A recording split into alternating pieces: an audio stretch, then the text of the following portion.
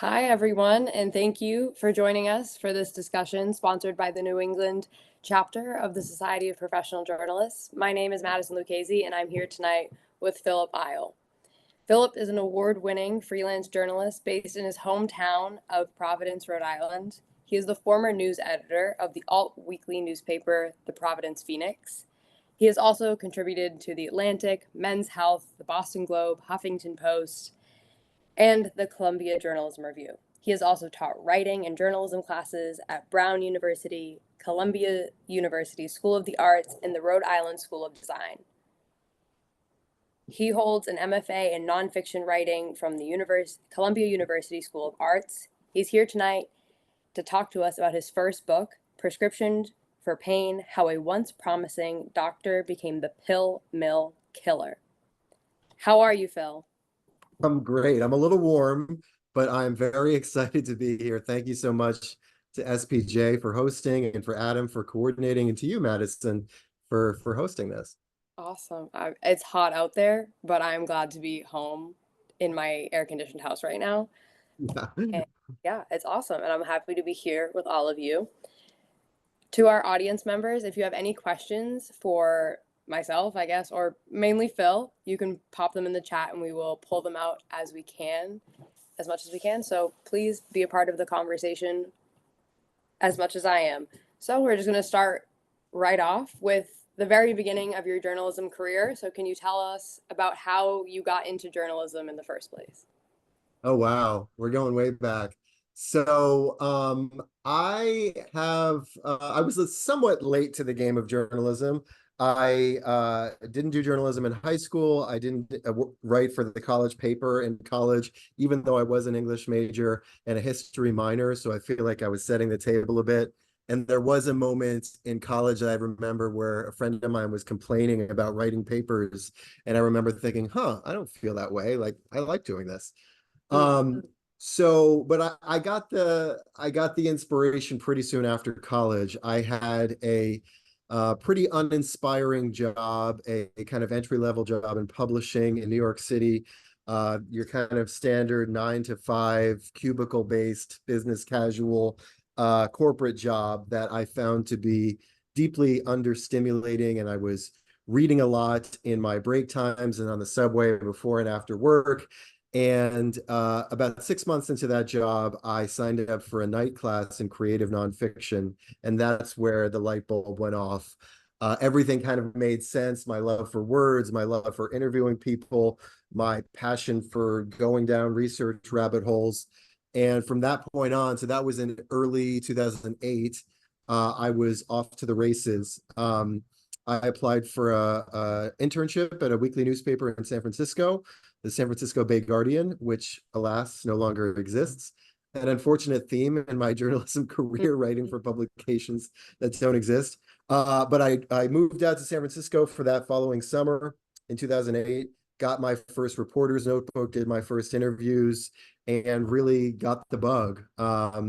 Published my first few pieces for the website of the Guardian, and then I moved home and tried to hit the ground running in my hometown of Providence. So I started writing for the Providence Phoenix, a local alt-weekly here, which alas is also no longer around, my local Jewish paper, the Jewish Voice and Herald.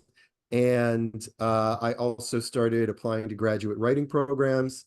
And it was right around that time, literally less than a year into my journalism career, I was all of 23 years old, that I learned that a guy who had gone to college and medical school with my dad had been indicted for prescription drug dealing. And with all of the unwarranted confidence of a 23-year-old, I decided, no offense to the younger folks, but I decided that I was going to pursue this story. And 15 years later, I finally finished it. Wow. 15 years later is insane to work on a project for that long, which we'll definitely talk about a little bit more later. Yeah. But since we started talking about the Providence Phoenix, what was it like working for the Providence Phoenix, and was it connected at all to the Boston Phoenix? Yes, the Providence Phoenix started in the late 70s as its own independent alt-weekly newspaper, but at some point, I believe in the late 80s or early 90s, it was bought out and became part of the Phoenix family. And if you can imagine it, this was an era when alt-weeklies were riding really high. They were making a lot of money. They had personal ads, they had adult ads, they even had at one point voicemail personals, which had to be explained to me what kind of a business that was.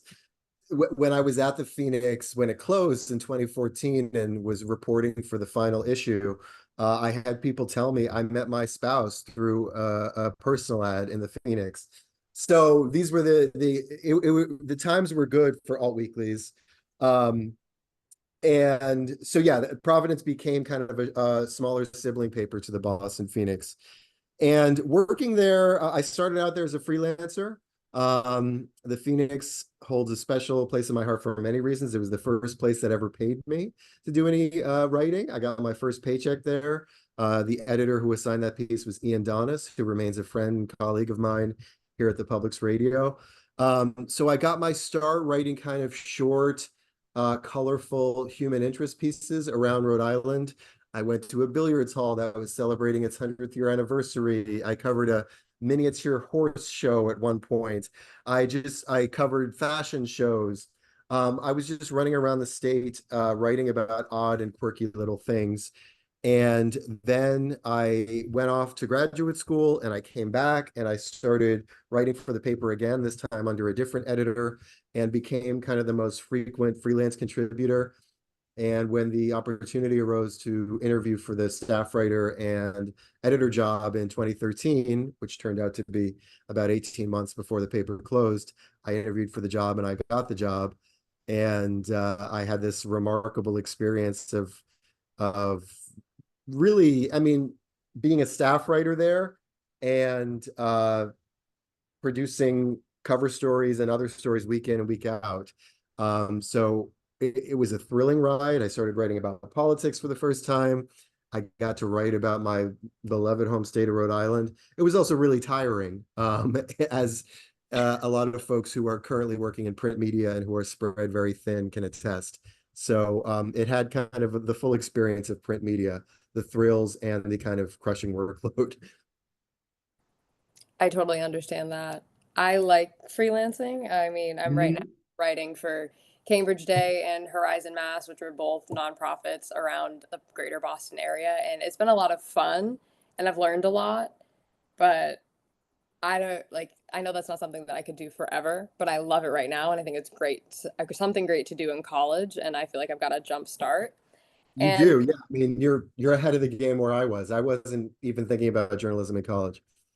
I'm glad to know where I wanted, similar to you, like glad to know that what I wanted to do, similar to you, I kind of found my love for writing and journalism through a creative nonfiction program. So it was really interesting to Mhm. hear from you.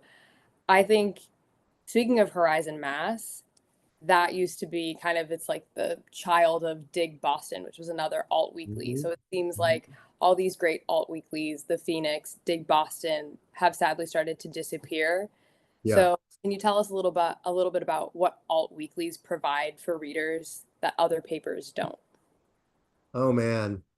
I'll try not to get too emotional. All weeklies. I wrote a whole piece about this for the Columbia Journalism Review a few years back. Um, they are, like the name indicates, an alternative to the somewhat more formal, somewhat more buttoned up daily newspapers and other news outlets in a given media market. In Rhode Island, there are TV channels, there's the Providence Journal, the daily paper, there are radio news networks. The Phoenix was a place that I literally, when I was at the Phoenix, I would look for the things that weren't being covered anywhere else. Whether those were, I mean, certainly we prided ourselves in our arts and culture coverage. We had gallery reviews, we had music reviews, we had food reviews when these things were all too rare. And that was one of the saddest parts about the closing of the paper and other papers like it, is that restaurants that are looking for good coverage or local artists or local musicians had one fewer place to, put the word out and to have their work taken seriously by a writer or a critic.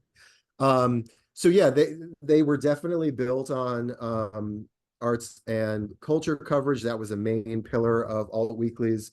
But the amazing thing, and the thing I really loved about alt weeklies, is that you could write for them in your own voice. You didn't have to adhere to Associated Press style guidelines. You could swear if you wanted to, if it was merited. And oftentimes politics in Rhode Island does merit swearing in colorful language. You could talk to a reader like I'm talking to you now in a conversation like you might have in a coffee shop or a bar or a restaurant. And that to me was the dream. I was inspired to become a writer by writers like Joan Didion and Truman Capote and Hunter S. Thompson, all of these writers who you really knew from their voice. They had such as Tom Wolfe, Philip Gurevich at the New Yorker. So at the Phoenix, it was a place for me to kind of try out this writing style of serious reporting and fact-based reporting, but doing it in a way that was approachable for the readers. And I should add that part of that approachability was the newspaper was free. So I just thought they were these wonderfully democratic and colorful institutions. They were free. They spoke to readers in a way that was easy to understand. And they would offer just a colorful and vibrant voice to match the vibrant, sometimes frustrating political life here in Rhode Island. Absolutely. I think we talk about throwing out AP style at Emerson College once a week about how it all should be from your own voice, very conversational, because that's what journalism is all about. It's about these types of conversations. That's where it comes from. So why can't we just put that conversation in the most basic, understandable language on the page like that? Just continue the conversation with the readers, even though they're not right in front of us. They're through the page, the screen, the whatever. I totally agree with that. And I should add that alt weeklies, including the Phoenix, were unapologetically political.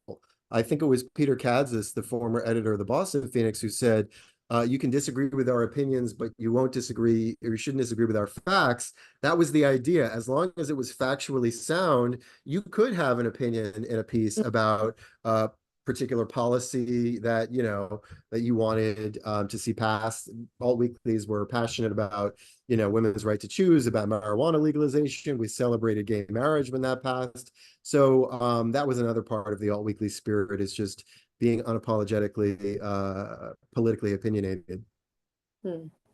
Definitely. It's something on a different level. It's more grounded in Mm-hmm. the community. I feel like alt weeklies and similar papers that are just reaching to the community and just spinning right back everything that they give out. And I would just, and I won't hijack this whole conversation to be about alt weeklies, but it's not a coincidence that I got my first paycheck from an alt weekly newspaper, and before that, I got my first internship at an alt weekly in San Francisco.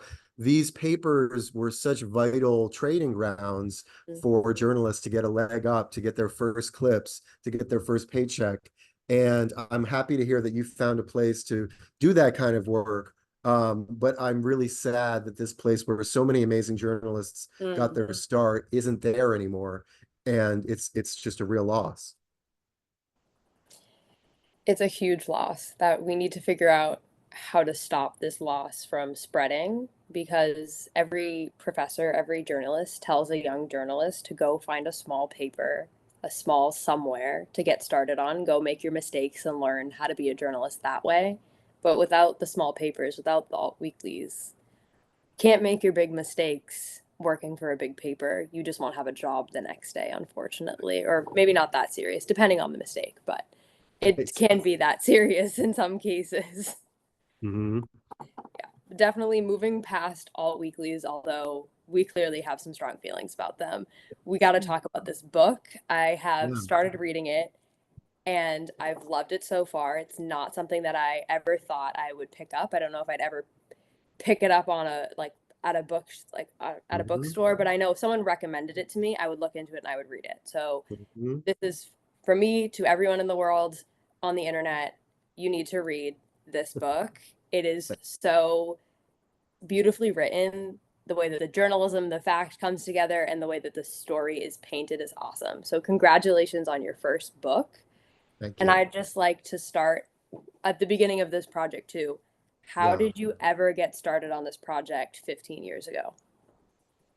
So, as I said, I had recently, within the last year or so, the light bulb had gone off that I wanted to be a writer. Um, I've really tried to think back of where I got the idea to write true crime. I mean, the thing I keep coming back to was that one of the big books that made me want to be a writer at all was In Cold Blood by Truman Capote. And so that was must have been in my mind. And I had also, I think, grown up, my parents subscribed to the New Yorker, and there's this wonderful tradition of literary true crime. I mean, In Cold Blood was first published serially in the New Yorker. So for whatever reason in my mind, I wanted to be a writer, and I wanted specifically on some conscious, subconscious level to write true crime. And then having already been accepted to this graduate nonfiction MFA program, I already had submitted writing samples that had nothing to do with this project. I overhear a conversation between my parents about this former classmate of my dad, who he had been out of touch with for decades, who we heard from out of the blue, and who was under federal indictment for prescription drug dealing, really serious crimes. Prosecutors allege that for a period of almost 3 years, this guy, Dr. Paul Volkman, was practicing out of cash-only pain clinics, that there were armed guards at these clinics, that there were baseball bats on hand to maintain order, that he was prescribing enormous amounts of prescription medication, including opiates, and that a number of his patients had died. It was just the facts that were alleged were astonishing. And what caught my attention was the fact that my dad is this really soft-spoken, nerdy guy who sings in civic choirs, exceedingly polite. I say in the book, I don't know if he's ever even gotten a speeding ticket. And it was just so odd and unusual that he would know someone or have this connection to someone who found themselves in this seedy situation. I have sometimes described my book as a real life Breaking Bad story. Describe the book as a real life Breaking Bad story. And this was that. It was a guy who has an MD PhD from the University of Chicago, was a valedictorian of his high school class, and he just tumbled into this really seedy, criminal, immoral activity. And my dad was at a loss for how it had happened. His last memories of this guy were from, the 70s when they were classmates. First, they had been classmates in college at the University of Rochester, and then at the University of Chicago. So really what it was a mystery. The mystery, as I lay out in the beginning of the book, was what on earth happened to Paul Volkman? How had he started with such promise and wound up, at the time I learned about the story, he was indicted, but eventually he was convicted and sentenced to 4 consecutive life terms in prison. So it was from that spark of a mystery and my already I was in a very excitable, impressionable moment. Madison, you can probably relate to this as a young journalist when you want to go out and report every story. You're so eager for experience. And that was me. I had virtually unlimited energy, and I would use that by driving out to Ohio and back a bunch of times. And I decided I was going to pursue the story. And luckily, when I wrote Volkman a letter explaining who I was and asking if he would be up for an interview, I may have still worked on the story if he had said no, but I didn't have to make that decision because he got back to me pretty quickly, and certainly against whatever his lawyers would have advised him if he had asked them, he said, yes, I will speak to you, 23-year-old journalist with a tape recorder for hours on end. And so that's what we did in December of 2009. I drove out to Chicago to interview him. I ultimately interviewed him for about 15 hours in person before his trial. And at that point, once I had him on board, without any promise of what I would write, Certainly he had his ideas about what I was going to write. I was off to the races, and I knew this was a story I was going to try to see through. Definitely, I relate to that drive of wanting to do a story, seeing it and having to get at it and having to get an answer and being so persistent. And sometimes Yeah. how frustrating it can be not to get that answer, but how amazing it feels to get somewhere or get an inch so that you can take it even further. It's amazing. To kind of tell us a little bit more about Dr. Paul Volkman, can you explain how he started out in the medical realm, in the medical field, way well before he ended up running a pill mill?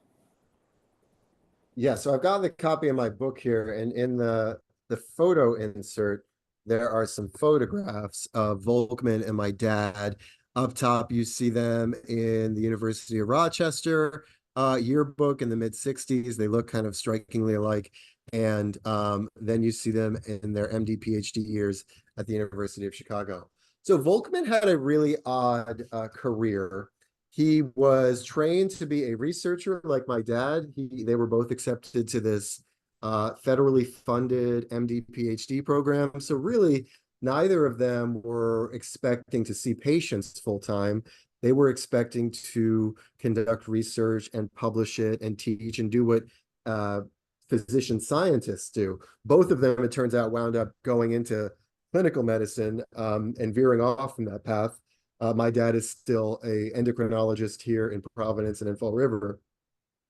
So Volkman started out as a researcher, kind of flamed out from research pretty early on for what he says was one reason, and for what other people say were other reasons. That would be a theme in my research into his life and career. He says he's this heroic guy who was beset by the corruption or bad decisions of others, and other people have different accounts.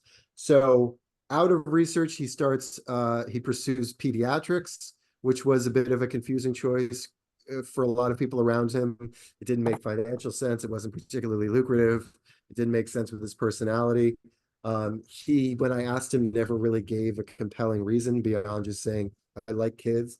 Um, Pediatrics, not surprisingly, wasn't paying the bills sufficiently for him. He pretty soon after medical school got married, had two kids. So he started working in local emergency rooms in Chicago to help pay the bills.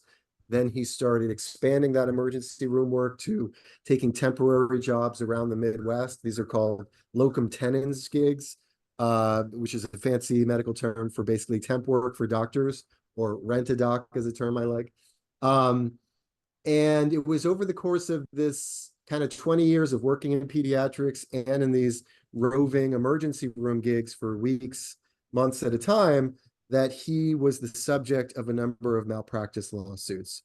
And those malpractice lawsuits wound up being critical in the story of his life and career, because after four of them, two of which went to jury trials and verdicts against him, two of which were settled by insurance companies, he wound up in the early 2000s with all of the bills to pay of a guy in his 50s living a pretty high scale, upscale life in Chicago, and yet without malpractice insurance and unable to get malpractice insurance, he was professionally desperate.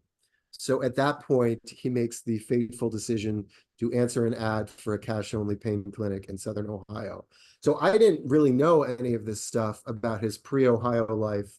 And I got that story to an extent from him, but also doing the legwork to try to retrace his steps, reading the malpractice lawsuits, interviewing lawyers, interviewing family members. You can think of this book as one long exercise of fact-checking a guy who was really not reliable when it comes to telling his own story.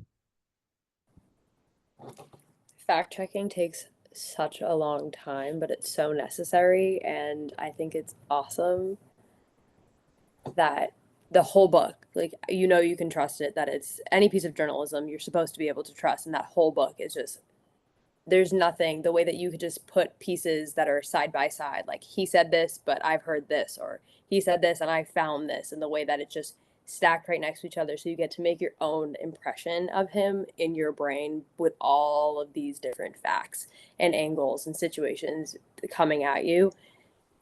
It's a lot, but it's a Yeah. huge, like, it's the whole crux of the book. It kind of reminds me of how unreliable the main character is in like The Catcher in the Rye.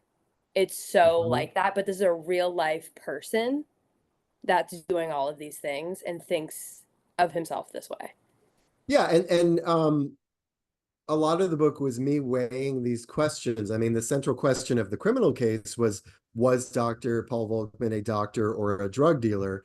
But the bigger question, if you listen to him, is this guy the unluckiest guy in the world who, according to him, was screwed over by his lab director, which was the reason he didn't continue in research, who was wrongfully sued a number of times by unscrupulous lawyers, who was wrongfully pursued in a criminal way by the federal government.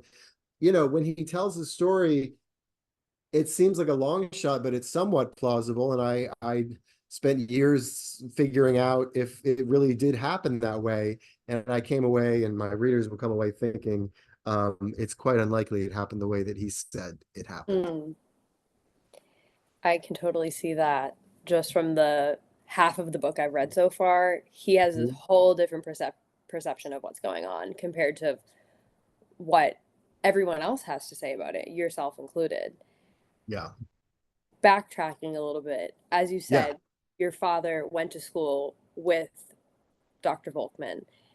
Can you tell us, like, were they friends? And when you were writing the book, what did your father have to say about who Volkman was when he was a young man?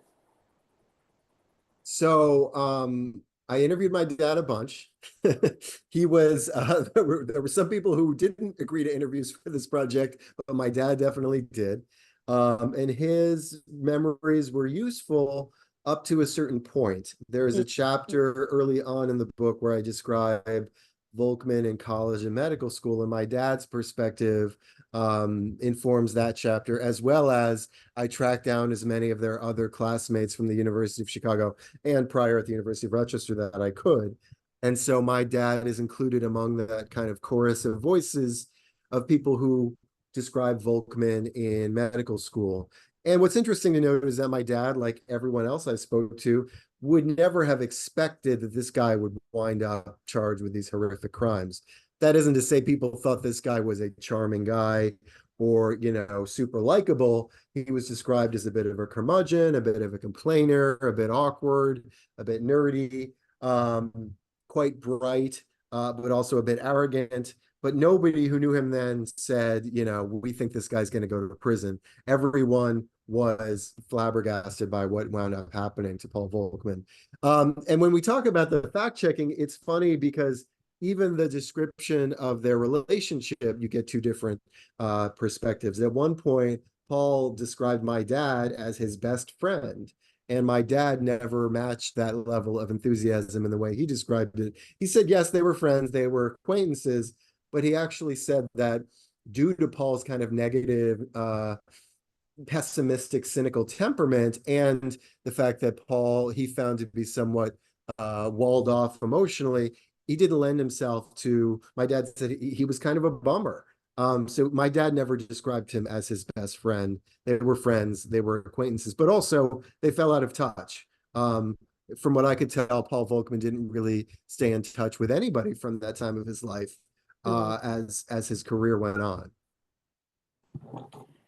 I can't imagine your dad saying no to an interview or any of the dozens of interviews I'm sure you guys did for this book. I can imagine asking one of my parents, "Can I interview you for something?" and them saying no. That would have been insane. And I also think that no one would have expected someone, one of their classmates, to turn out this way. I don't, in any circumstance, no one really thinks that someone that they know in their life is going to take such a sharp turn like this. And I hope no one in my life takes such a sharp Well, I turn. mean, we've seen it now with the shooter at the Trump rally. I mean, what's the first thing people journalists do? They go and see who knows this guy from high school. In that case, it's people who knew him a year or two ago, and they can describe what he was like. In my case, I was initially contacting my dad's perspective was 30 some odd years old. So he would be the first to admit that, I asked him at one point, just a hypothetical, if you were called to be a character witness at Volkman's trial, what would you say? And he said, what I would have to say would be out of date because it would be 30 years old. So that's the kind of perspective I have with my dad. But I will say that he and my mom were always interested in my updates about the project. They were just perpetually fascinated by it. And it occupied a number of Sunday dinner conversations over the 15 years that I worked on it.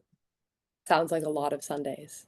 Yes, it was. I do always note that I wasn't spending every day of every week of those 15 years on this project. Like the credits you listed at the beginning of where I worked as a journalist, I did take a lot of detours, and the book was on the shelf for long periods of time.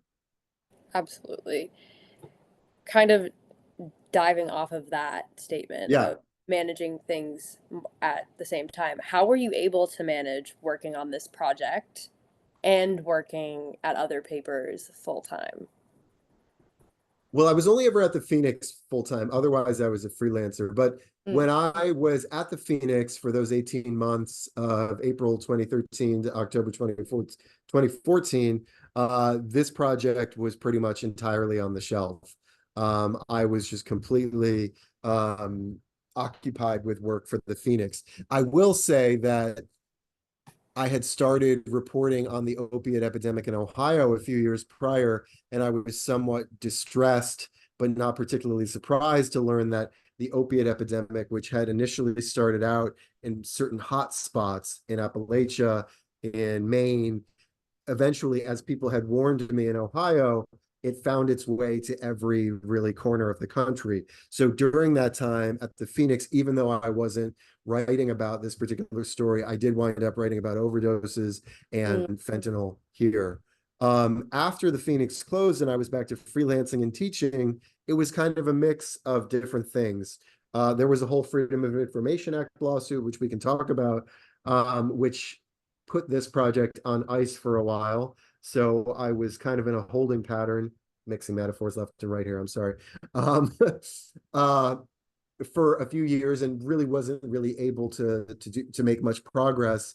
And there were other times when I would be working on something, and let's say there was a period of time in the fall after Volkman's conviction where I was teaching and he was in the county jail. And I would be, spending free time writing him letters and responding to his letters. So it was at times, it was entirely on the shelf.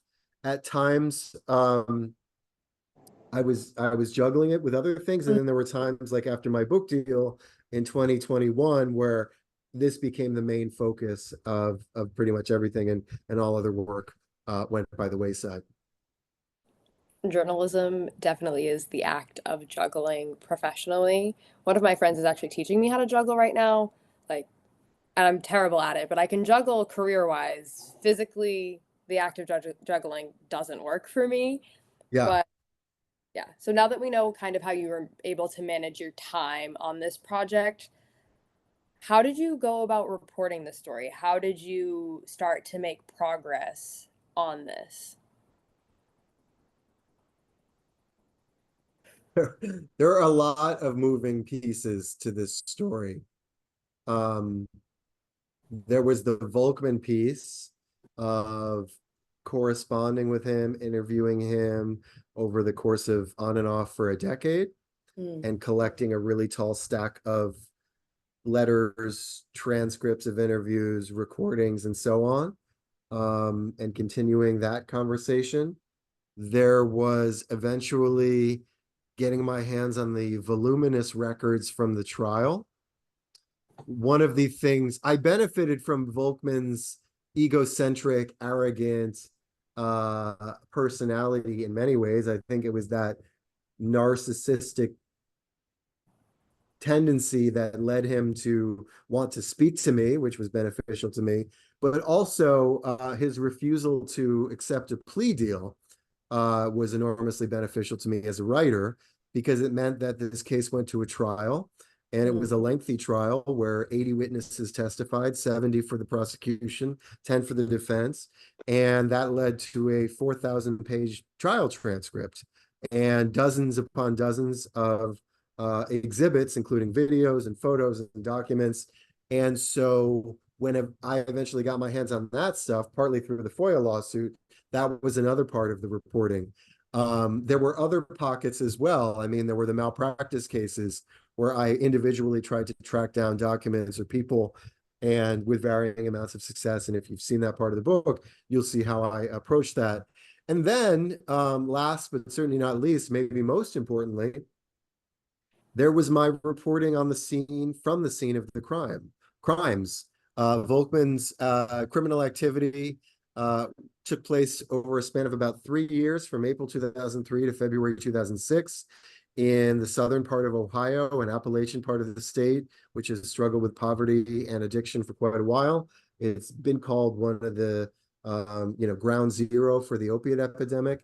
And I traveled there 10 times over the course of this project, interviewed as many people as I could, both generally in the community and also reached out to family members of the deceased patients. I ultimately spoke with about 25 of those people, siblings, spouses, sisters-in-law, aunts, children, cousins.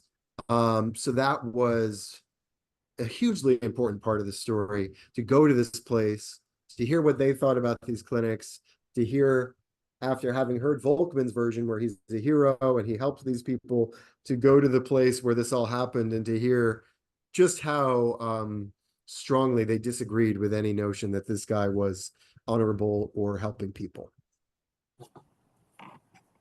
And I mean, there was also, I should add that like part of the reporting was reporting on my dad's life, because I felt it was important to, in order to introduce my connection to the story, explain a bit about who my dad is, how he differed so much from Paul, why it was that I was so surprised to learn of the connection. I think when readers pick up a book like this, maybe this is my alt-weekly background coming through, I don't think it would have been helpful for me to pretend as if I wasn't somewhat of a character. I tried to not to get in the way too much, but so to do that, I had to kind of tell the story briefly of my dad's life. And it's actually a really interesting reporting exercise. We think we know our parents, and we do, but to actually like write about your parents' life, like for the record, and to get the facts down and to do the research, it's a fun and challenging exercise, which I did for this book. Since you started to talk about the victims and interviewing their families and their loved ones, there's a question in the chat that I'll read. It says, I can see why Dr. Paul Volkman's story was compelling for in-depth reporting, but how did you handle his victims' stories in this project? Yeah. So over the years I worked on this story, I got really interested in the genre of true crime. And I wound up teaching a class on true crime at RISD for a number of years. And I didn't necessarily say this when I was teaching the class, but my focus on true crime really was an effort to process my anxiety about the responsibility of a story like this. You know, I started this project when I was 23 years old, really inexperienced as a journalist. And here, this project I had selected deals with one of the heavier things you can do as a journalist, which is report on the death of someone and try to do it in a way that honors their memory and that doesn't make their loved ones or their community feel like you have sensationalized it or trivialized it or done it in a superficial way. So true crime is filled with examples, good and bad, of how to handle the stories of victims. And I read and watched and listened to a lot of true crime and tried to take examples from the best and try to avoid the errors of the worst. And what it came down to, the New Yorker TV critic Emily Nussbaum has a great quote from one of her reviews of a true crime show, which sticks with me. She talks about a show that succeeded in making victims more than just a chalk outline. So I think that's kind of one standard I tried to meet. And another, so, not making people, not focusing just on the worst moments of these people's lives, their tragic final days. Volkman's patients who passed away were in their 30s, their 40s. They had, families who loved them. They had children in many cases. So another thing I tried to do was not just focus on their worst moments, but also talk about who they were as people in happier times, the hobbies they enjoyed, what they meant to their family members, what they looked like, what they sounded like. One guy was a practical joker, and many of his family members remembered that. I wanted to include that in there. So it really was just approaching that task of the opportunity of writing about these people with a lot of respect for them, for their living family members, and for their memory. And also not having Volkman just swallow up all the oxygen in the book, making sure there was a balance between what this guy was saying and what these people's loved ones had to say. So over time, I mean, that responsibility and privilege of writing the stories of these folks, I spent a lot of time working on that and a lot of time thinking about how best to do that. The book definitely has that balance. The parts that I've read so far definitely take you from wherever Volkman is, whatever he's doing, and then it kind of cuts to a new section of Yeah, this new person that we're going to take through their journey, and Volkman completely like is removed from that until like this person arrives to him.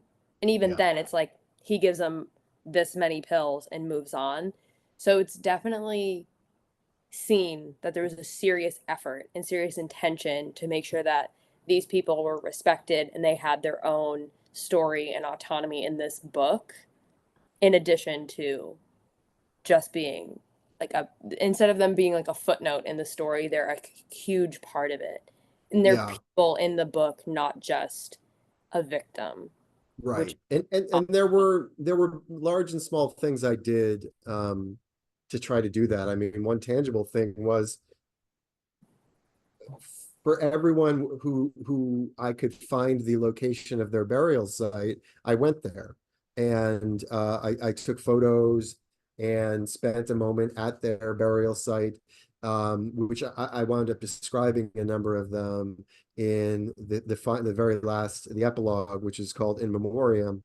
But that was really important to me, both just to pay my respects to them, but also for journalistic purposes.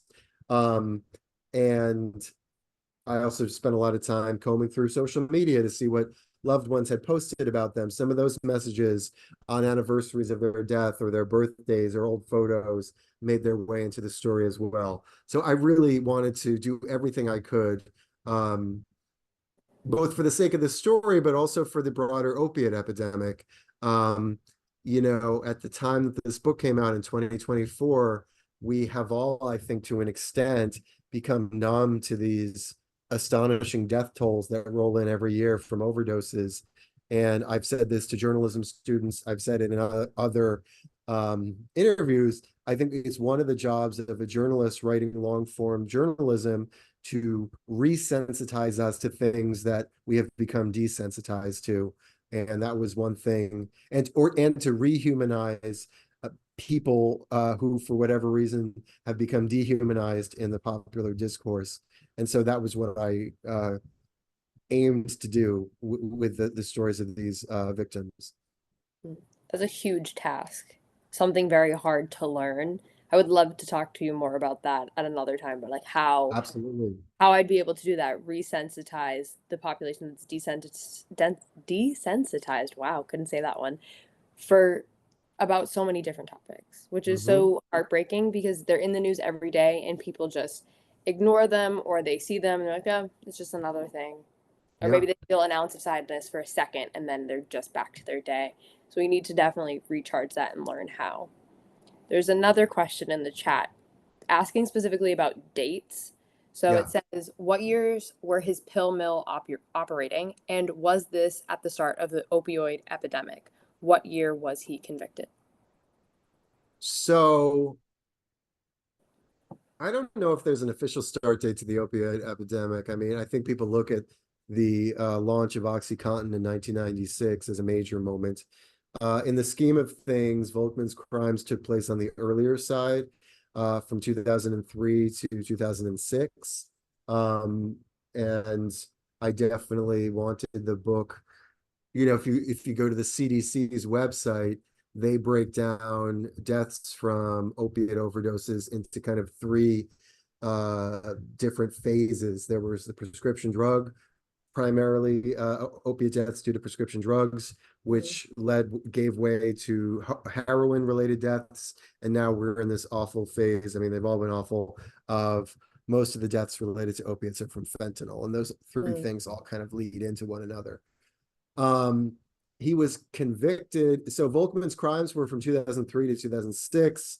2006, his DEA registration was snatched away by the DEA, and his efforts to get it back.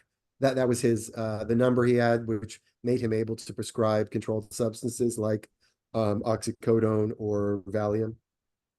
He was indicted in 2007. He went to trial in 2011, and he was sentenced in 2012. And his appeals stretched on in the following years. So in a way, this book and the 15 years I mentioned span a good chunk of the opiate epidemic. And even though I was often frustrated by the delays and the time it took to finish this project, I was ultimately grateful to have that long view of all this time where I could, even if I don't mention that stuff in the book necessarily, have that perspective as I was writing it. That's definitely a unique thing to have happen where everything kind of works out, where this project takes form over the perfect span of time as things are happening, where so much Yeah. in journalism, long form, short form, or otherwise, in between, there's this energy to always put things out as fast as possible to get the Yeah. information out, the story out. But sometimes Yeah. it has to sit back, and I guess sometimes it has to take a seat and develop over 15 years, which is a long, long time, but it has to happen in some cases. Yeah. If you had told me at the beginning this was going to take 15 years, I don't know if I would have been willing to hear it. Yeah. And it certainly wasn't fun waiting that long. And I certainly hope other books, and I would like to write other books, don't take 15 years. But in this case, that's how long it took. And I'm okay with that. Yeah. Kind of has to be. It's a great book, so it was worth the wait for everybody else. And if it had come out, any time between when you started and now, I probably wouldn't have read it because I would have been a child. So I'm happy it came out now. I should also say that there were a couple things, if people listening to this are aspiring writers of nonfiction. Anna Clark, who's a friend of mine who writes for ProPublica in Michigan and who was my conversation partner for an event in Ann Arbor, she wrote a book about the Flint water crisis, and she said something that was really helpful to me.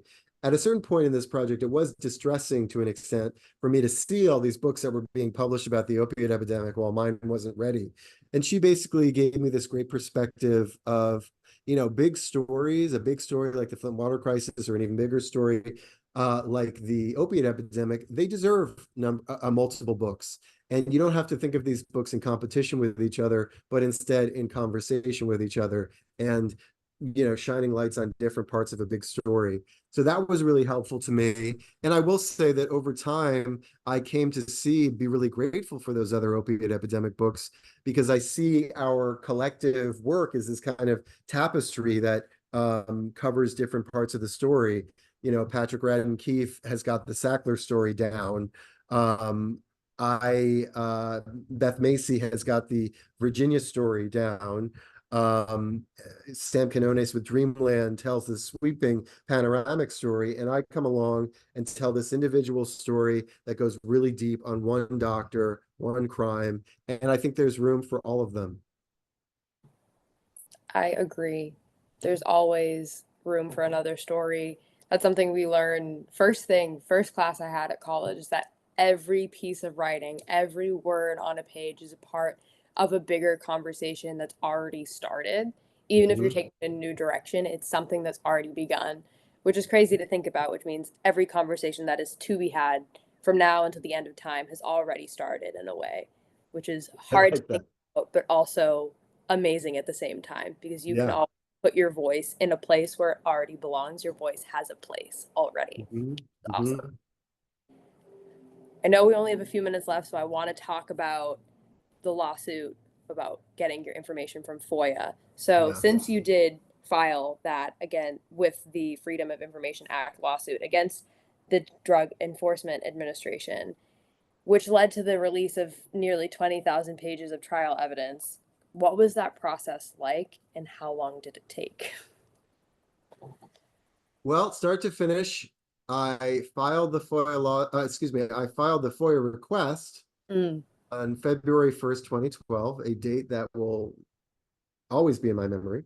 That was the day that I formally asked the Department of Justice. Turns out I asked the wrong sub agency mm, for this evidence, and that took 9 months for it to find its way to the right sub agency, the DEA. Nothing in the FOIA world happens quickly.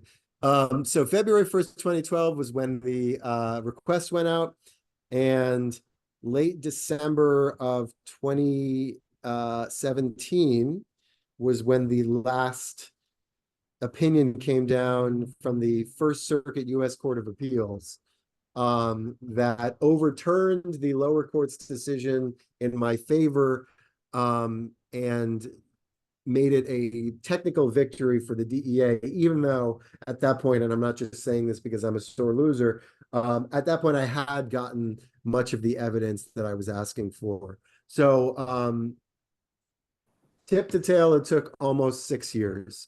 Um, to access evidence from a major drug dealing trial that took place in federal court. So I still stand by the fact that I don't think this should have been a FOIA case because I mm, was asking for evidence that was shown in open court that sent a man to prison for 4 consecutive life terms. I wasn't asking for government secrets. I was asking for previously published information.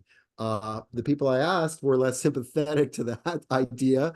And when I asked people at the court in Cincinnati, the clerk of the court, the U.S. District Court, and the appeals court where it was under appeal, they all said no. I think they were somewhat understandably worried that because this case involved medical records, they didn't want to be the one to release medical records that have been shown in trial.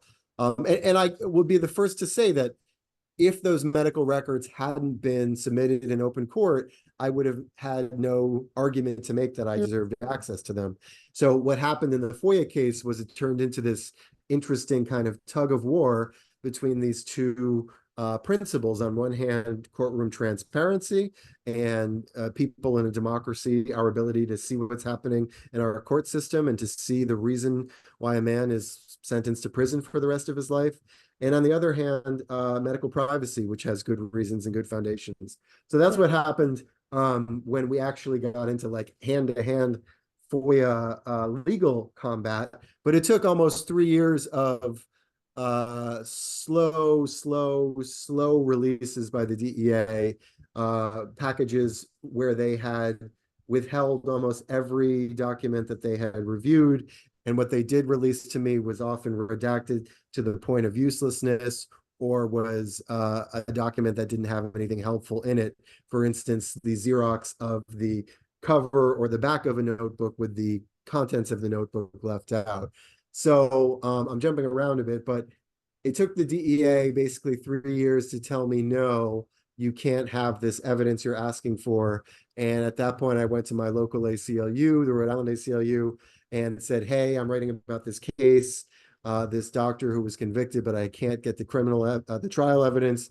They, to their everlasting credit, took an interest in the story, thought that these documents were important, thought it was messed up that I wasn't getting them, and they hooked me up with two lawyers who helped me pro bono file a lawsuit in the U.S. District Court of Rhode Island. Turns out you can sue the government in your own home state, which is what I did. And we got a Judge McConnell, who, there were more legal arguments that went back and forth. I had my day in court in August of 2016, and Judge McConnell ruled in my favor, and even threw in some language in his opinion about the importance of journalism and public scrutiny over court proceedings. So that just warmed my heart. So that FOIA thing turned into a whole adventure in and of itself. And it actually gave me my idea for my second book, which is I'd love to write a book about the Freedom of Information Act. So stay tuned. Hopefully, not 15 years from now, but quicker, I will have a book about that.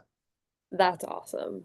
There's always a story in everything, so finding a story within a story is awesome, and that sounds like it'll be another great book. And for people who know me, I've had some people say, Phil, what happened? I know you went through this whole FOIA thing, but none of it made it into the book, or very little of it. And it's true. That story kept ballooning and ballooning, and I just didn't feel like taking readers on this whole long story about the DEA and the FOIA. I felt that would ultimately be a distraction for this book, but I do plan to tell that story in a bigger book about the FOIA. Yeah, that story always has a place. I've heard that before from other authors of like having chapters or whole things happen that they want in this one book, but they had to cut it out and they just say for the next one or down the line, it'll get in that book. And this one will definitely get there, which it just all, hopefully then the next story branches into another one, another one, another one, but with less. I don't know. I think the next story I might have to branch into something different, but I have an idea for book number 3 too. Oh, number 3 too. Oh, I'm excited. Yeah, if I'm so lucky as to write a book number 2, I have an idea. After book idea number 3, I'm not so sure, but that is one of the benefits of sitting around waiting for book number 1 to come out for 15 years. You do get some other ideas in the queue ready to go. So that happened in my case. Yeah, I think having 2 more book ideas lined up and like in the works in your brain is enough. No need to forth at the moment. Really let those 2 work them out, and I look forward to reading them both and having conversations, hopefully just like this, about those books as well. We're kind of wrapping up at the end of this time, so I just want to be like, anyone else on here has a quick question that we can answer for you, pop it in the chat. We'd love to answer it. One just popped in. Am I still in contact with Dr. Volkman? If so, what is he like now? I can answer this. He's still defiant. I'm not in contact with him now, but I have seen some of the, he's acting as his own lawyer and still filing things with various appeals courts, trying to get out of prison. He still maintains his innocence. In 2018, he wrote an open letter for this website called Doctors of Courage, which you can read. It's kind of despicable, the extent to which he denigrates the victims of his crimes and calls himself a victim. So he never really had a big change of heart in the time I knew him. He still maintains his innocence. I'm not in contact with him since late 2021, when he stopped talking to me because I refused to help him in his efforts to get out of prison, which is not something I would ever do. And I have let him know that the book is out. I sent him a letter when I knew when the release date was going to be and what the title was going to be. I sent him another letter after the book was out, just notifying him that the book was out. Haven't heard anything. If he's read it, I don't know what he thinks of it. Although based off what I know of him, I doubt he likes it very much.